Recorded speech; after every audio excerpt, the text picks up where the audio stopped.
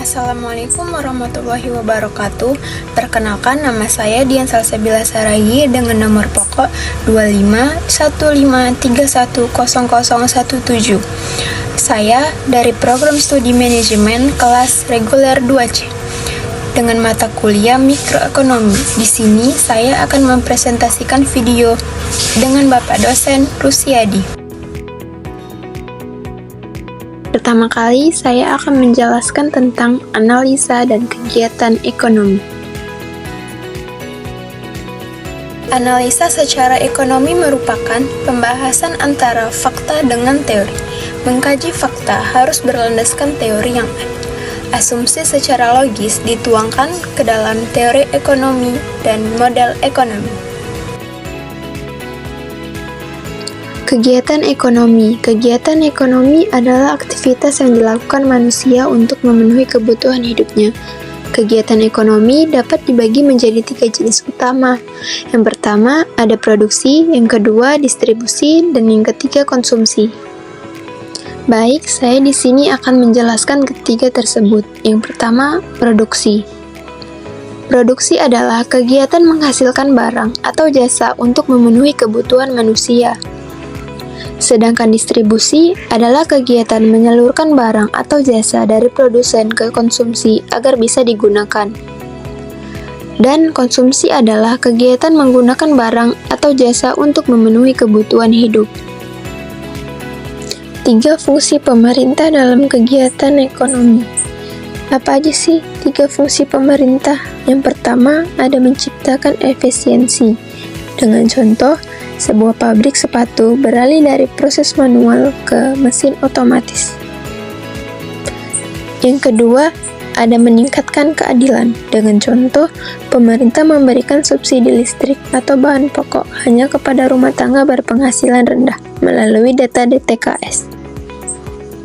Yang ketiga, ada kebijakan stabilitas. Dengan contoh, pemerintah menetapkan harga maksimum untuk sewa rumah gas LPG dan obat-obatan tertentu.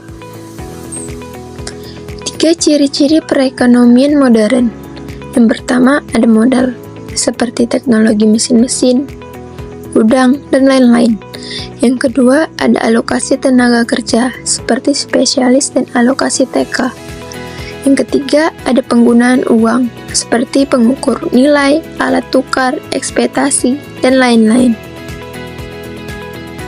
Selanjutnya, saya akan menjawab tugas yang telah diberikan dengan pertanyaan yang pertama. 1. Sebutkan jenis atau bentuk perekonomian Indonesia. Yang kedua, berikan penjelasannya. Yang ketiga, kritisi apa dan kelemahan ekonomi Indonesia. Yang keempat, apa yang terbaik bentuk ekonomi Indonesia dan buat alasannya. Baik, saya akan menjawab pertanyaan tersebut. Yang pertama, perekonomian campuran. Yang kedua, sistem ekonomi Pancasila. Yang ketiga, unsur perekonomian Indonesia. Yang kedua, ada pengertian perekonomian campuran. Perekonomian campuran adalah sistem ekonomi yang menggabungkan unsur ekonomi pasar bebas atau kapitalis dan ekonomi terpusat atau sosialis. Dalam sistem ini, pemerintah dan sektor swasta sama-sama berperan dalam kegiatan ekonomi. Yang kedua, ada pengertian sistem ekonomi Pancasila. Ekonomi Pancasila adalah sistem ekonomi yang berlandaskan nilai-nilai Pancasila dan Undang-Undang Dasar 1945, yaitu mengutamakan kesejahteraan rakyat, keadilan sosial, dan kebersamaan, dengan tetap memberikan ruang bagi inisiatif swasta dan investasi pemerintah. Pengertian unsur perekonomian Indonesia. Unsur perekonomian Indonesia adalah bagian-bagian penting yang membentuk sistem ekonomi nasional, mencakup kegiatan produksi, distribusi, konsumsi, pelaku ekonomi pasar, harga, dan peran pemerintah. Yang ketiga, ada kelemahan dan kelebihannya. Yang pertama, kelebihannya ada sumber daya alam melimpah, pasar domestik besar, stabilitas ekonomi relatif terjaga, sistem ekonomi berdasarkan Pancasila. Kelemahannya ketimpangan ekonomi tinggi, ketergantungan pada ekspor komoditas, infrastruktur dan SDM belum merata. Yang keempat, ada sistem ekonomi Pancasila adalah bentuk ekonomi terbaik untuk Indonesia. Alasannya, menggabungkan pasar dan peran negara, melindungi pelaku ekonomi kecil sesuai dengan nilai sosial budaya Indonesia. Sekian presentasi saya. Terima kasih kepada teman-teman dan Bapak dosen.